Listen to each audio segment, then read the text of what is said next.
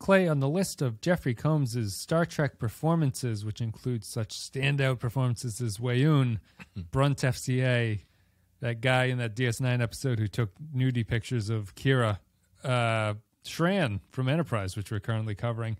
Agamus is the name of his character in one of the episodes of Star Trek Lower Decks we're going to be covering. Where does Agamus stand on the list of Jeffrey Combs performances for you? If you can remember the last two, the guy who took the nudes and whatever other one he did. Yeah, I was going to say, I don't remember that one at all. He might not have been on that episode, actually. I so can't higher remember. It might than have been that early one. enough. Yeah.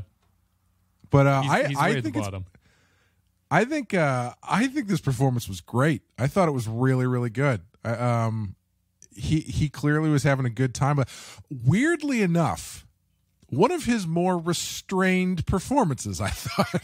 It is. Yeah. You would think like, oh, voice acting, Jeffrey Combs, he's going to go even further over the top than before. But I think it's like, since he doesn't have the use of his face, he kind of like everything kind of tones down a little bit, because he can't like do like, the big facial expressions and stuff to match the dialogue. So I thought it was a great performance, and I hope this character comes back. I was a big fan. You'd think the animation would be the ultimate mask of face makeup for him. Like, it totally hides him as a character, and he can just express himself. I think it's probably, not to get into it too much, but it's probably the fact that the Agamus character is kind of he's a funny joke, but he's a one-note joke. It's basically that joke over and over again. Sure. So his performance has to kind of mimic that, I think. But let's get into it. We're going to be talking about 2 episodes today. The first one is called Where Pleasant Fountains Lie. The 7th episode of Lower Decks' second season came out on September 23rd, 2021. Written by Garrick Bernard and directed by Jason Zurich. In-universe date unknown. It's 2381. In this one, Mariner and Boimler are stranded on an uninhabited planet with a sentient computer. That's the Combs performance we were just talking about. On the Cerritos, Lieutenant Commander Billups must prove his engineering abilities to an old adversary. The second episode we're going to be talking about is called Excretus. It is the 8th episode of the second season, came out on September 30th, 2021. Written by Ann Kim, directed by Kim Arndt. In-universe date is unknown. It's 2381. In this episode, a consultant arrives on the USS Cerritos to run drills that require the lower deckers and bridge crew to swap duties. All right. To start this off with, I feel much more positive about these 2 episodes than I do the last 2 that we did. Yes. The last episode. Yeah. I think that these 2 were much better as a pair. And I guess I'll open it. These were probably my favorite of the podcast recordings we've done. Like, the episodes themselves are kind of blurring in my head. I don't really. Well, don't get ahead of yourself. We just started the recording. I don't know if this is the best podcast recording we've ever done. I mean, this is the best thing that's ever happened. Calling our shot with this one. Downloads are off the charts. 5 minutes in, I'm calling it. I thought this was the best pair of episodes that we've done as a podcast of this season so far. Yeah. I would agree. I really liked both of these. I think I liked the first one a little bit more. But I thought they were both really good. I really enjoyed them quite a bit. It's one of those things, like, I think that one of our criticisms was in the last one that they weren't riding jokes hard enough. And the first one here felt like a direct response to that criticism. It was 2 storylines that rode their jokes for a while. The sentient computer that's going to try to kill everybody and is trying to trick you to make it plug it into the computer. And then the Billups joke, which is the Paul Scheer voiced engineer character who comes from a spacefaring like fantasy land where everything is very fantastical and like fairy powered and queens and princes and everything like that. Very medieval, I guess would be a better way to describe it. But it feels fantastical.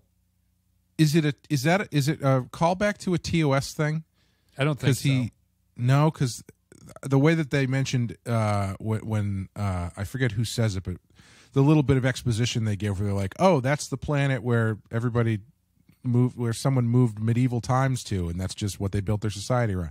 I thought that was a direct callback to a TOS episode, but I guess I could be wrong. I don't think so. I just assumed it was. But, no, it doesn't say anything here that it is. It feels like it could be generic enough to be a callback, but I think it's just that they are the title's a quote from Shakespeare's erotic poem Venus and Adonis. So maybe that is all that you need to go on it. But it doesn't say here that it's based on anything. Okay. What was really interesting about the first one is it kind of hit a couple points that I think, as I was watching it, I was like, man, I feel like obviously they didn't, because A, not that many people listen to the show, and B, right. And everyone who does, we love you, thank you. And B, this is not how animation works. But I kind of felt like they were hitting a lot of stuff that we very specifically talked about, and I kind of got my wires crossed a little bit, because the one thing that they hit that I was really happy that they hit, I thought was a criticism that we had leveled against Lower Decks, but I realized I think it was a criticism of Enterprise. And what they did in this that I really liked was they did the two characters, send them on a mission, and have the mission act as sort of like the catalyst and the back and forth for them to get at some of their character issues. Because in this one you had them on like the Quark is it the Quark and Odo thing where they're on the planet by themselves, that kind of shit. Crash on the mountain. They have to climb the mountain. Yeah. Yeah, they were doing that kind of thing with Boimler and Mariner and Agamus in the middle, I guess. Is that his name? Agamus.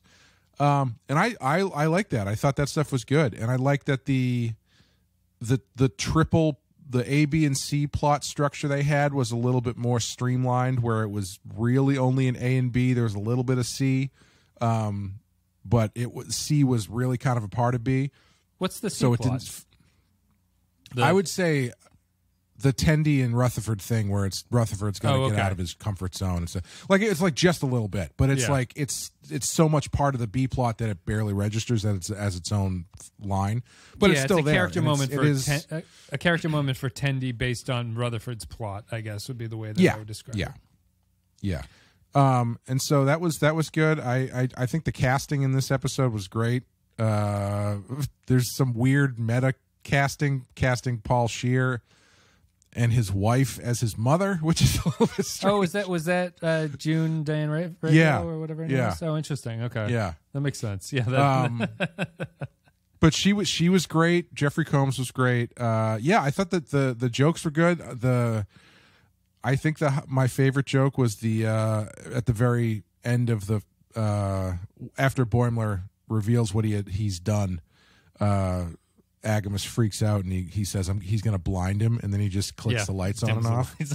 That was very good. He's been attached to the dimmer is the most control that he has over that. Oh, and I enjoyed the black licorice joke as well. That was pretty good.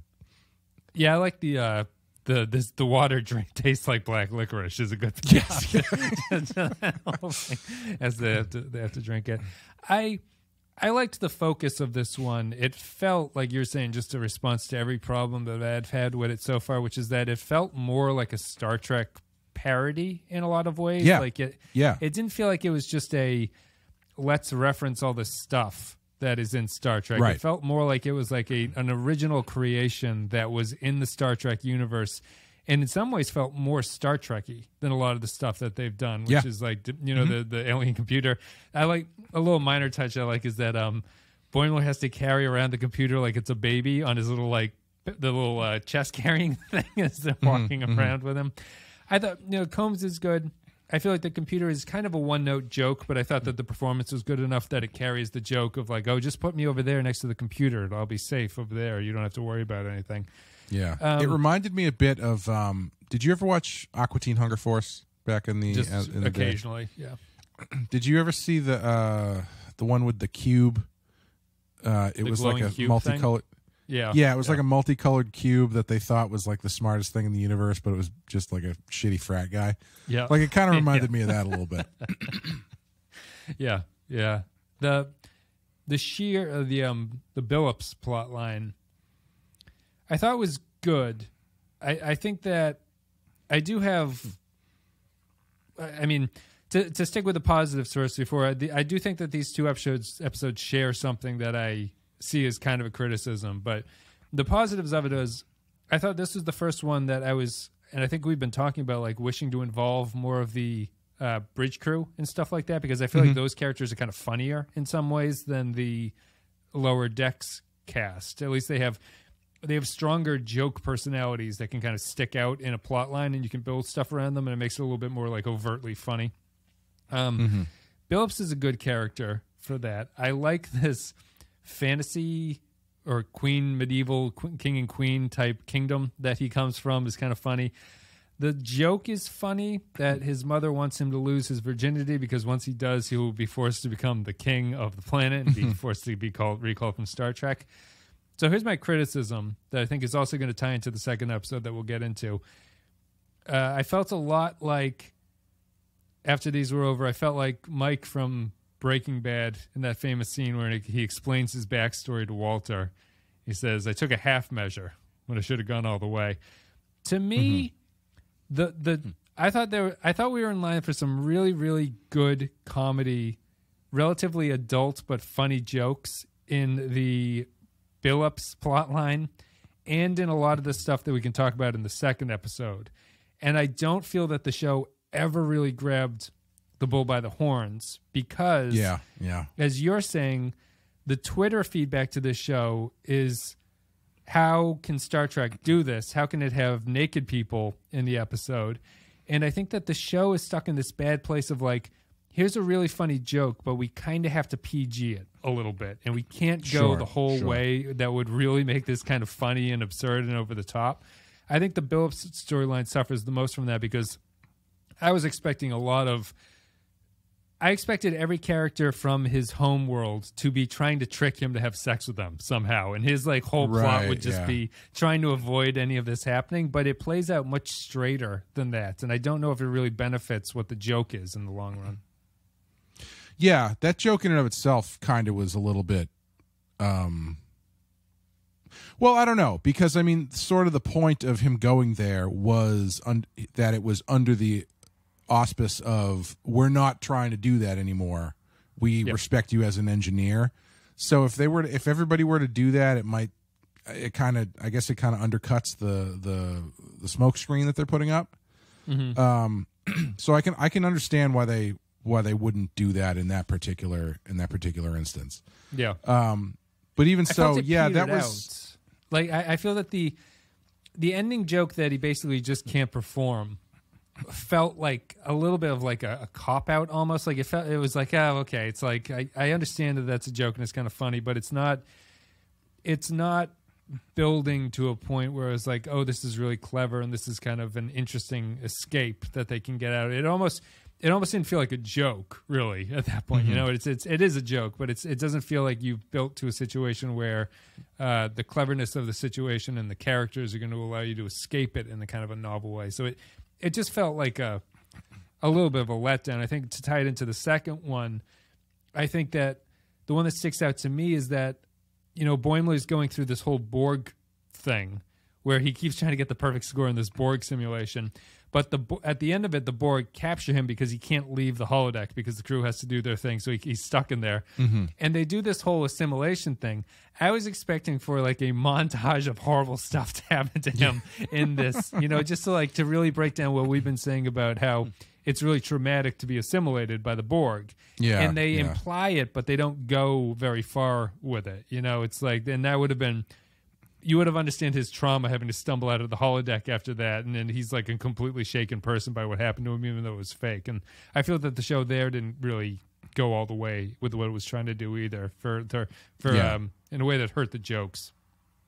Yeah, like if you got a montage of all the atrocities that he committed while he was assimilated as a Borg. Yes. Yeah. And then they pull back out, and he's like, "No, I'm fine." You know, that kind of thing. Right. A single tear rolls down his cheek or something. Yeah. Yeah. The weird. I think the weird thing about the first episode, like the sex joke, is that I kept expecting, and I feel like they kind of set it up this way, but it was kind of vague, so I wasn't really sure what to think of this society. But I got the impression that it was like a really fucky society, like everybody was horny, but they didn't really do that, and it was just about him. And so, like, I kept kind of waiting for that to come back, and you know, but it never did. Like, I think the way that I would have changed that final joke would have been not that he can't get it up, but that like Rutherford comes in and sees the two guards going at it, and he just looks over at Paul Scheer's character, and he's like, I don't know, I was ready to go, but they just couldn't keep their hands off each other, and I just never, they just forgot all about me. So yeah, it's it seemed a little bit like it was the punchline at the end was a kind of in search of more of a setup, I guess. Yeah. But aside from that, I thought it was pretty solid. I think in the second one they went further with some stuff and probably not as far as they could have gone with other stuff. Like obviously like the naked time thing was probably about as far as you could push that in a cartoon on this. Yeah. On this. Yeah. I mean, to the point, I mean, that spread eagle shot with the black box over his junk was it was like a half a half a second shot too, and people still pulled it out and were appalled by it for some reason. It's like, come on, give me a fucking break. Yeah, well, I guess that's I'd be all for the show going more blue in that way, like making it more like it's clearly not a children's cartoon show. That's what Prodigy is supposed to be. So I feel that just in these two episodes, I really felt that the show was pushing against something and it was being held back because it's like, this isn't what the audience wants to see on the show. And I'm sitting there going like, go further. Like, this is the best idea that you guys have had so far. You need to just keep pushing it to make this even more comedic and make it really stick out. And like, I shared that's why I thought that the trickery of the Billups family stuff was because I was getting the intense vibe that everyone on that planet was horny. Like that's the thing. It's like a medieval fuck fest, basically. And even the first time you see the guards, they're kind of like leaning over them, and they're clearly sexually drawn. And so they're like, you get the sense that this is going to be building to something. And well, I think in retrospect, though, on like second watch or when I was thinking about it afterwards, like, oh, yeah, they look like they're horny, but I think it's just them like constantly smirking because they know what's going on. Yeah. Like I think it's them smirking because they know that they're trying to pull one over on them. It's not that they're all sexy or whatever. Well, and it also, although they do make that one guard does make a couple double entendres about swiping his key card or something. I don't know. Yeah, what is this? He's going to work. He's like, we got to fix this thing from the bottom up, and she's like, you can work on my bottom up or whatever it is. But the two of them.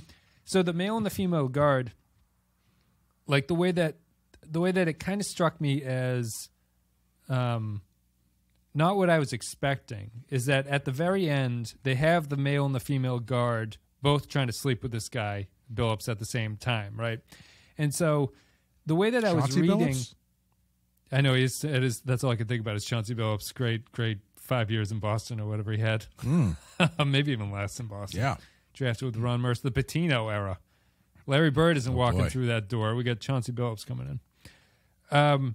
The two of them are naked and ready to fuck him at the end of the episode, and I understood that because the way that those characters were portrayed from the beginning, I was like, oh, these people are very sexual. This is the way that things work.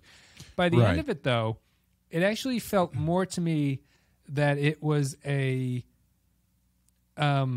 like politically correct maneuver to have a male and a female character, like so that you're not limiting the option of what he's going to do, but it doesn't come across in the way that this planet is just so sexual that everyone has sex with each other and like gender and sex is sort of irrelevant to them.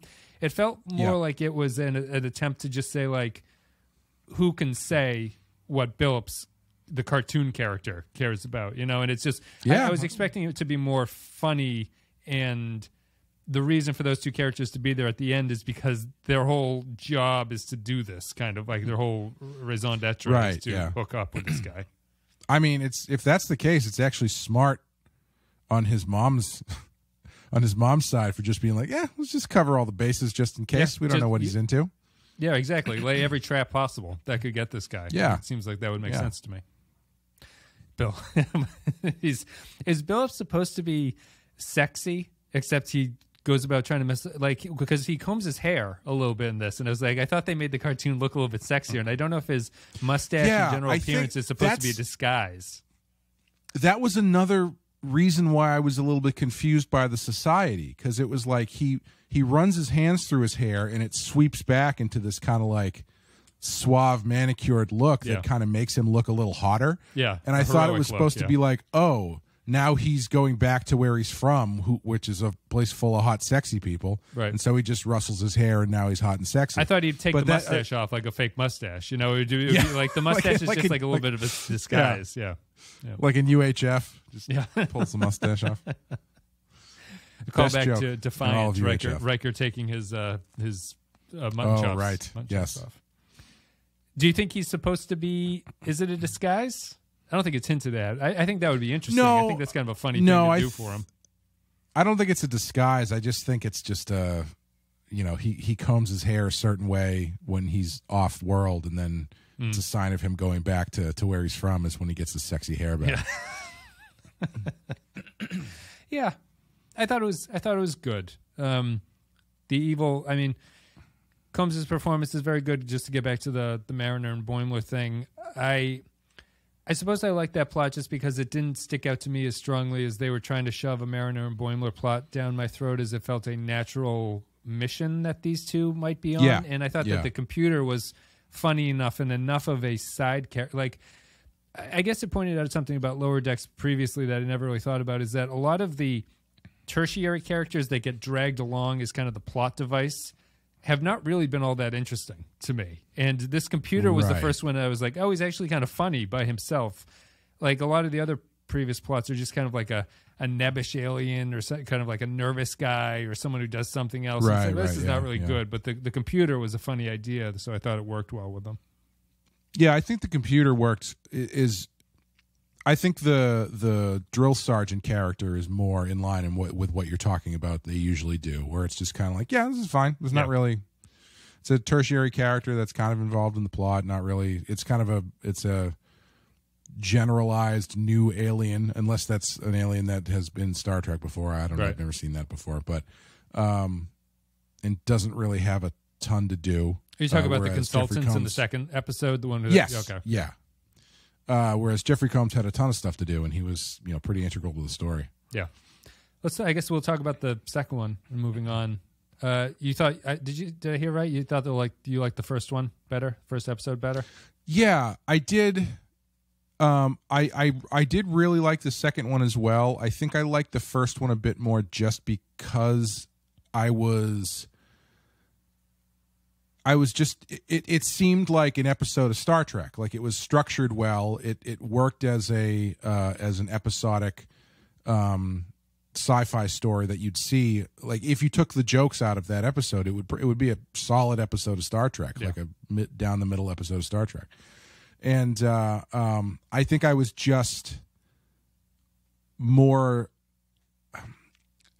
That stood out to me a bit more than the second one, because the second one relies a lot on reference stuff, which I didn't think was bad, because I thought all the references they made were pretty good and pretty funny. But it felt more like a spectacle episode. Yeah, it feels artificial. Where the one before felt more like it was like, okay, we're going to do a Star Trek episode. Yeah, I can appreciate that. I think that I would agree with that, in that the second one is kind of a gimmick-driven thing that is like, okay, this is where the show normally gets a lot of its humor from, where the first one felt more like it was a story narrative that was working within the context of what Lower Decks does. I think the weakest part of the second one is once they get out of the holodecks and they go on actual dangerous missions to show the consultant how dangerous things can be. That completely took the wind out of my sails about the episode. It's like, I don't like this at all. Like, I wish this was not the way. I want to go back to the holodeck, because the holodeck was actually kind of funny. And it's a little bit universe breaking, or like doesn't feel, the context of the holodeck stuff doesn't feel true to what they're actually doing when they go out on this brave mission. It feels like it's like a mishmash of ideas about what the show is capable of. And it really killed me. I really didn't like that segment at all, of trying to show the consultant what real danger is on this planet and stuff like that. I much preferred the jokes in the holodeck. Yeah, I wish that the solution to the problem had involved the holodecks, because it was such a crucial central point. Like instead of them going off on a real adventure, I kind of was hoping that they would basically cycle the administrator through the different holodecks in all the different situations, that kind of thing. Yeah. Like throwing her into the Borg situation or throwing her into the mirror universe, because once they started just bouncing around in space, it was like, it didn't really. I wasn't totally sure even why they were doing it. Yeah, I'm trying to remember now why they were doing it. I don't honestly remember, other than to prove they the were consultant just doing wrong or something. Yeah, they were just doing it to convince her that she should give them all a passing grade. Yeah, which kind of, especially since they had the great added bit of Boimler has to stay inside the thing.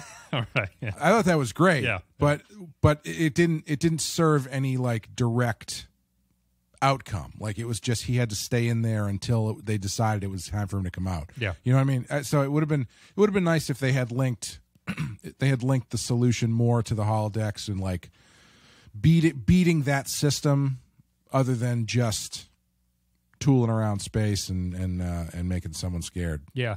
That's why that's why I was surprised they didn't go further with the Boimler assimilation bit, because his story doesn't really have anything other than the comedy of being stuck in the situation. It's like he doesn't accomplish anything for them by being stuck in there. He just can't get out of it. So my take would be, you have to put him through hell while he's in there, because none of it's real, but it's all just like this nightmarish like dream situation that he finds himself in.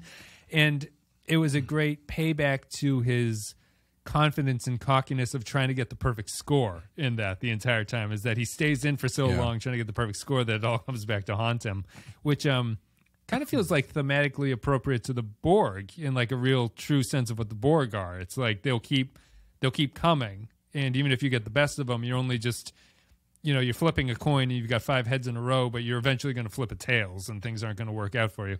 Kind of like the Romulan badge part of Picard, right? That's exactly what that is. I think I would have. Do you watch Rick and Morty? I can't remember. Yeah, every once in a while. Not. Have you seen the episode with the Roy video game? No, I don't think so. So, I forget how they end up doing this, but it's like you watch this guy's entire life. It's kind of like Inner Light, basically, where you watch this guy's entire life, and then at the end you realize that the entire thing was Morty playing a video game, like a really immersive video game, and it's like devastating. And I was kind of hoping they would do something like that, where they pull Boimler out at the end and ask him if he's okay, and then it goes into his brain, and you see this like elongated sequence where you see all the stuff that happened to him as a Borg. Yeah. And all of the crazy shit and awful stuff that he had to do, and then they just pull out at the end, and he's like, "Yeah, no, I'm fine." Yeah, like just something like so extended and over the top and ridiculous, showing all the shit that he had to live through, and now he's been ripped out of it for really no reason, for this minor like consultancy thing. Yeah. He comes out pretty good at the other end. Did you like the jokes of the holodeck? I thought the jokes were. It's weird because I understand what you're saying, which is that it feels kind of like the show doing. It's almost like this show's version of a clip show, which is to choose funny bits and not really connect the jokes in a narrative. It's just like we can now cut between all these different references, and that'll be kind of funny. So I understand it being kind of a weaker script in that it's not as clever, but I thought that the jokes were some of the best ones that they've done in terms of just referential humor for me anyway. Yeah, I would agree. I actually thought this was the finale. I thought this was the season finale. Yeah, because it has that kind of vibe to it. Like I think last year's season finale was the one where it's kind of meta about the movies and stuff, the one that I think we both really liked. Yep. And so this had kind of a similar vibe where it's like, it's the end of the year, let's just do some fun shit and just throw everything we can in here. I thought that's what was going on. But yeah, like I think my favorite joke was probably the Western planet joke, because it had the ground to ground to sky red background, and also you could see that all of the buildings were just facades, like they were a set, which I thought was really good. Direct reference to Shadow of a Gun of TOS. Right. Same down to I thought that stuff was good. I thought the Naked Time stuff was pretty good. I thought it was solid. I like the mirror universe stuff. I like how dare you? She says Rex is just like, who says this to me? She said, I do. He's like, oh, okay. And just keeps walking through or whatever. I thought the mirror universe stuff was probably my favorite mirror universe in 10 years of doing this show or something at this point. Yeah. Basically, the one that I liked when it started, but I feel like they kind of lost control of at the end was the Klingon joke. Yeah, started strong. Started really strong. Yeah. Really liked that idea that she had to. What did it say? She has to navigate, basically honorably euthanizing a Klingon or something like that. Yeah, which is a great setup. But then they kind of lost it, and it got, I don't know, it wasn't really working for me at the end because I wasn't even sure what happened by the end of it. I thought it picked up. I thought it kind of went on an arc where it was like really strong, and it went on for a little bit, and it got weaker. But once the other doctors came in and had inverted what they were trying to do, and they were just saying like die, damn it, instead of the live things that doctors. I thought it picked it up a little bit there, but there's a portion before then where the joke.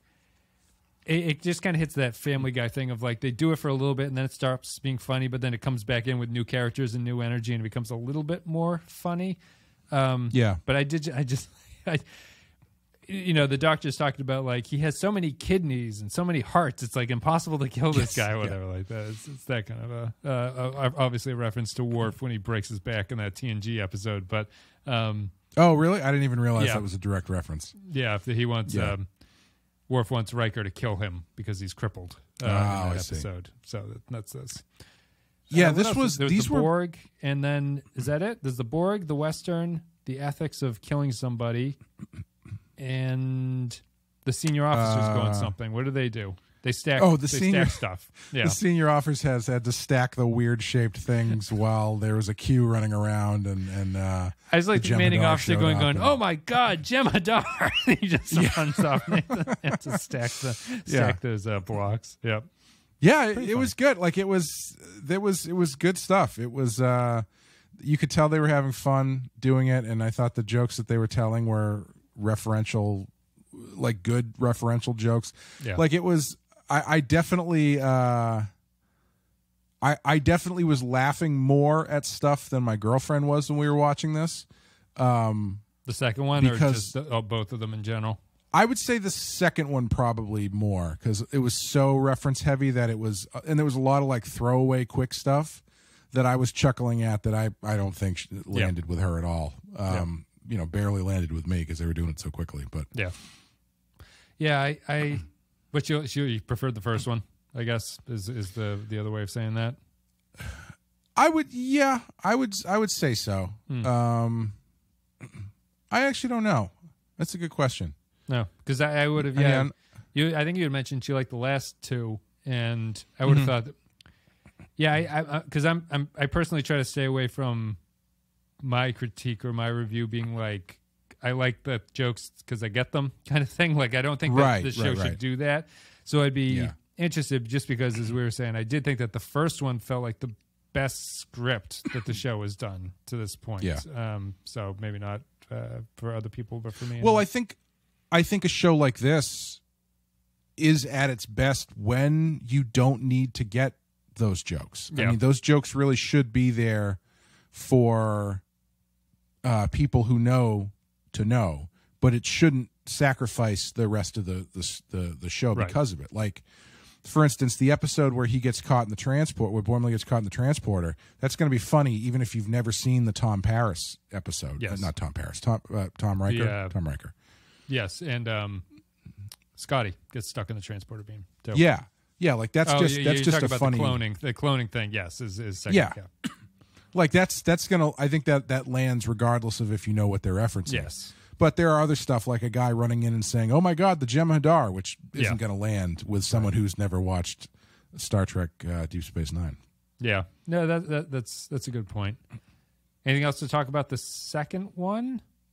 Well, the one thing I did want to talk about is I saw people responding negatively to the Naked Time, Naked Now sequence. The grifters. I will say it's the Star Trek grifters are the ones that responded. Oh, yeah. I was getting the sense it's more the grift of complaining about where Star Trek is gone. Than it wasn't coming from a puritanical, I like Star Trek and this is wrong point of view from what I could see. So, to be fair. Well, either way, it's. I was thinking about it because I was thinking about this in response to those responses, whether or not they were genuine or not. Sure. But I was thinking about this as like, why does this stuff, we've talked about this before, why does this stuff work okay for us on this show but not on Discovery? And then I was like, well, I think you can get away with this stuff if it's not the flagship show of the brand. And then I started thinking, what is the flagship show of the brand at this point? Of the new era? Is it New Trek? Yeah. Yeah. Is it Discovery? I mean, this is Lower Decks, I think, is the best show. Yeah. But it's clearly not the one that they are leading the charge with. And people don't watch it. I've been noticing. I think they might be just kind of realizing that nobody gives a shit about this, and they can do it like, right. Like in the first episode. I noticed, this is just a tiny stupid thing and is not really indicative of anything, but in the wall of supercomputers, one of the faces of the supercomputer was the CBS logo. And so I've noticed them. Yeah. I've noticed them kind of taking shots a little bit at Daddy, so to speak. Yeah. Yeah. And that usually feels like a show that nobody cares about. They can just make fun of whoever they want. Right. But like, yeah, what would you consider the flagship of Star Trek right now? Because it's, I don't know if it's Discovery. I don't know if it's Picard. Part of me wants to say it's still TNG. Right? Like I would agree with that. Yeah. Well, I guess it depends on your definition of flagship, but I think that like working on the definition that is like it is the show that they would parade out first as being like this is the show that's coming back. I think it's Discovery. Discovery also because Discovery's tone has affected every other show except for Lower Decks that's come after. That's true. So it's like Discovery set the baseline for what things are supposed to be. I think it's far from the best show, though. Like I think it's worse than Picard. I know that you disagree with me about that, but it is the worst show. I don't think anything can come along and take its flagship status until it disappears, though. Like Strange New Worlds won't do that. That'll always feel like a TOS thing, like it's a reboot of TOS. It's not an original product. Lower Decks being animated is never going to get there. And Picard feels like a miniseries to me. Like it doesn't feel like they treat it like a real show. It's like, we've got Patrick Stewart hopefully for 3 years. It has that kind of an energy to it, and we'll see where it goes after that. But for me, it's Discovery. You'd make an argument for Lower Decks, or you stuck with Discovery? No, I think it would be Discovery, because I'm trying to think like if they were going to do one of those. This is what's happening in the world of Star Trek, like specials or something like that. Who would be the person they would get to host it? And it would probably be Sonequa Martin Green, right? Yeah. Yep. Yeah. Yeah. So I would say Discovery, but it's so strange though that like it's having that sort of like edgier content in a show that isn't the brand leading show. I feel like you can get away with so much more. Like I think that's probably one of the. Yeah. I mean, isn't that really the reason why Deep Space Nine could get away with what they were doing? Is because the flagship was TNG, right? And Voyager. Yeah, they were pushing Voyager. Yeah. Yeah. It is. I would. That's like. I guess what my real hope is, because Lower Decks is fine and all, but my real hope is that there's a low-key show that they don't really care about. That is like, it could be Strange New Worlds, but Strange New Worlds is always going to have this Kirk and Pike and Spock baggage attached to it.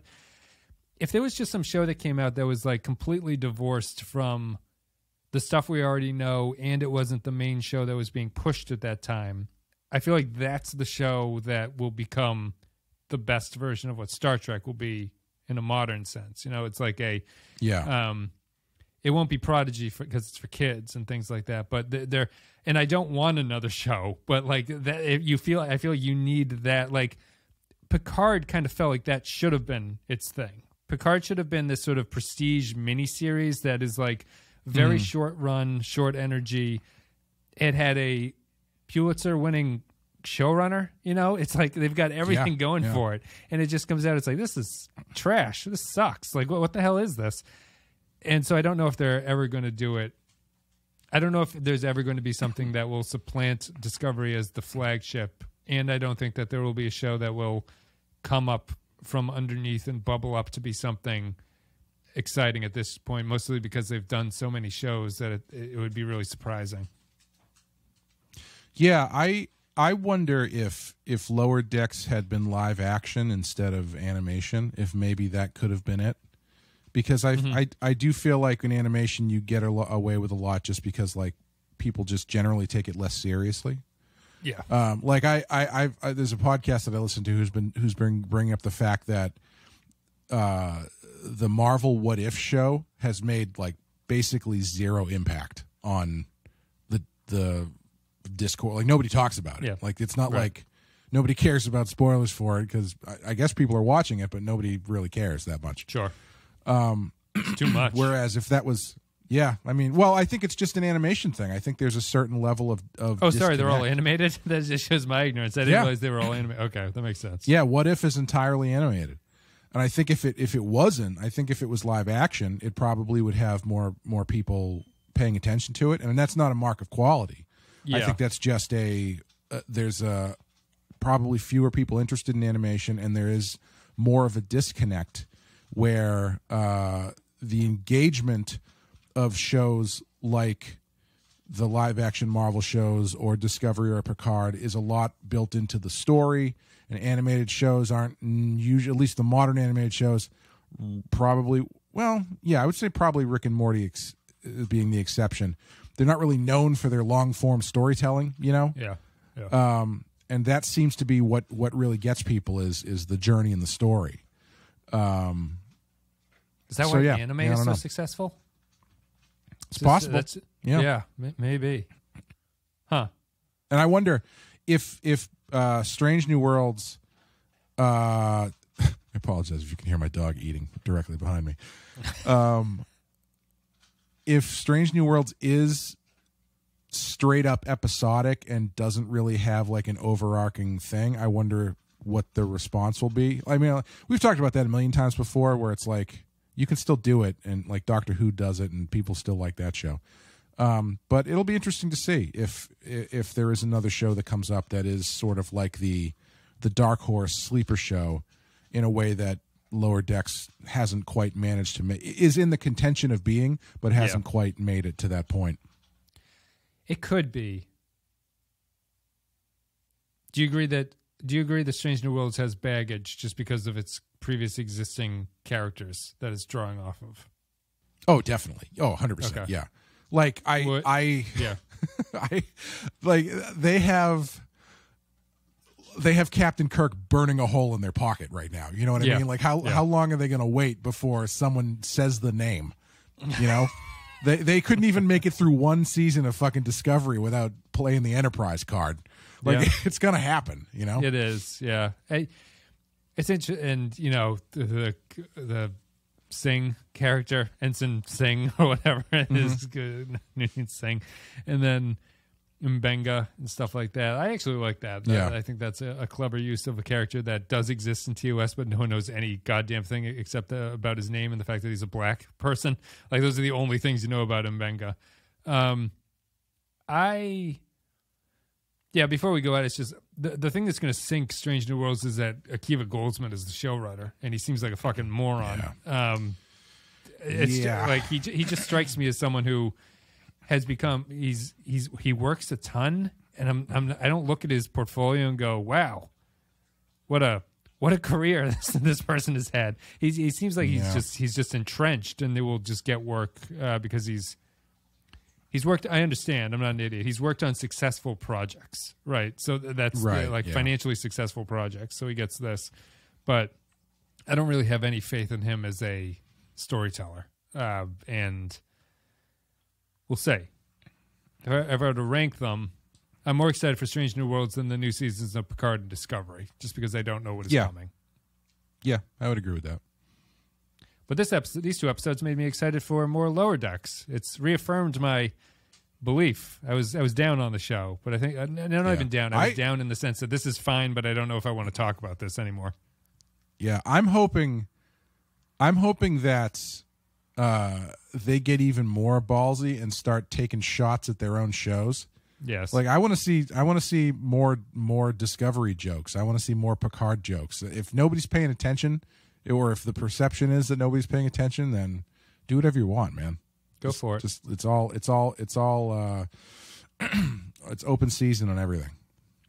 So that was Where Pleasant Fountains Lie and I, Excretus, which I don't. I mean, I understand the Excretus is the thing for excrete in Latin for it. I don't know if there's a joke beyond that, other than that's the Latin for it.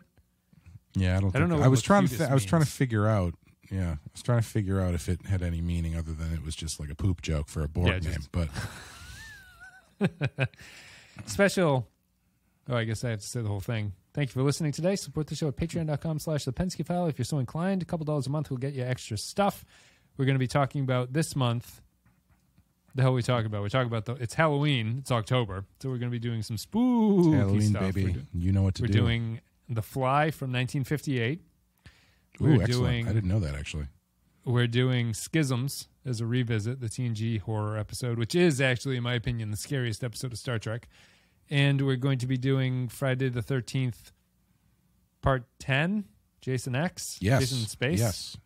Yeah. Yes. Yep. So those are all the and things. And also on the 27th, Amanda and I will be doing a live stream where we talk about Halloween Kills, the new Halloween movie that's coming out next week.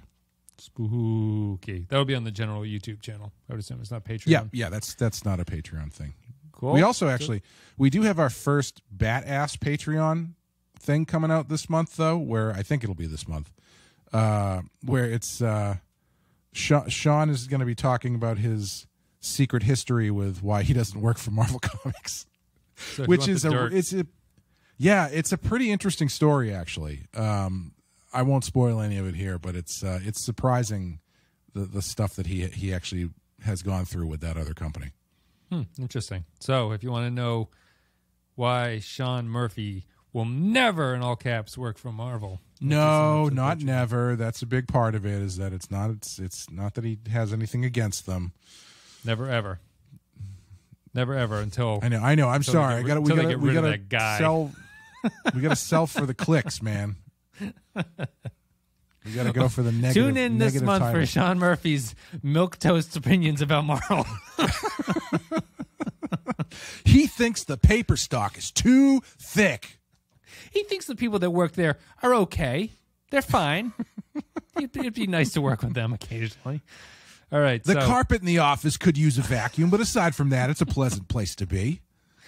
Patreon.com/The File for all that stuff. Apparently, this is the busiest month in Patreon history. We're going to have a whole bunch of stuff. Special thank you to our Captain Tier supporters: Samuel Custer, Tarek Latif, Joint Mango, Andrew Sherlock, Cal Barrett, Mike Burnett, Matthew Ross, Christian Pouch, Brandon Howells, Michael Pond, Matt Cutler, Nick Sergey, Grim Santos, Sean, Bradley Killens, Dwayne Hackett, Darth Musk, Vault 13 Hero, Kevin Reyes, Jordan Cooper, Russell Elwood, Stephen Minton, HH28, Nick the Rat, Derek Zajac, Paulo Roscoe, Jacob123, Point Extra G, Patrick Seba, Dave Davies, Johnny Franceschi, Captain Brazen, Eric Antoine, Jakey's Gamer, Kevin Lowry, William Scheisler, Rayhan Jaffer, Soylent Blue, Zane Majors, Olivia Pardue, Diz Brother, Edmark Star, Retail, Grapple John Zorn, Tom Hickey, Jose Hunter, ZWNF Remixes, Captain Munchausen, James McLennan, Beal, Jonas, next page, Tommy Tango, Tuvix Must Die, Chris McLaughlin, and Mutilated Puppet. Thank you very much, everybody, for supporting the show. Are we done? Enterprise continues next week. We're with the second part of the Augment arc, which feels like we recorded that 2 years ago, but it's coming out. Oh, I'm sorry. We are behind. So you're saying what's coming out? I was going to say we're well past that. Yeah, we're well not. Past that. The second arc of the second episode of the Augment arc is the one that I forget what it's called. Cold Station 12 is the one that's coming up. A little bit of a teaser for that one. we thought that was an extremely interesting episode. So you can wait for that one. That's it. And then the last 2 Lower Decks are the week after that. So hope you guys enjoyed the season of Lower Decks. Clay, do you have anything you want to say before we sign off for good? If you're out there looking for a spooky Halloween Kickstarter to back, I'm part of a horror anthology called Memoirs of the Morbid, which is like a Tales from the Crypt kind of anthology comic throwback that I did a cover for it with my bloody hell colorist Russ Badgett, and I have a story inside that. This Kickstarter's running now, so if you get a couple bucks, throw it over there. And also, bloody hell, my book comes out in stores next month, November 13th, I believe. So if that's something you're interested, keep your eyes open or tell your local comic book store that you got to have it. Can you buy it online, or does it have to be a physical store? No, you should. Yeah, I think so. I mean, you will be able to once it's out. Yeah. Okay. As far as I know. Yeah. Yeah, I've seen the. Obviously, it's good to support the local stores, but I didn't know if there was if publishing that way has some online ordering aspect to it that I was just unaware of. No, I believe once it is out, I think you should also be able to get it on Amazon and your local internet book distillary, distributory. Yeah. Paper mill, yeah. Yeah, so keep your eyes open for that. If it doesn't have the great read on Kindle, you can't buy it. I only buy those. So if it doesn't show up on my black and white paperweight Kindle, I'm not gonna buy it. I want 5 reviews on Goodreads.com that all are 5 stars that say, haven't read it, plan to, looks great. Picked this up thinking it was a completely different book. 1 out of 5 stars. 2 stars. Bought this for my son. He's 7 years old. Didn't read it. I was appalled. So you guys can check out that, all the Patreon stuff. Content continues as usual. I guess we're done. That's it. We're sub an hour for Lower Decks. Thank you very much, everybody, for listening. We will see you later.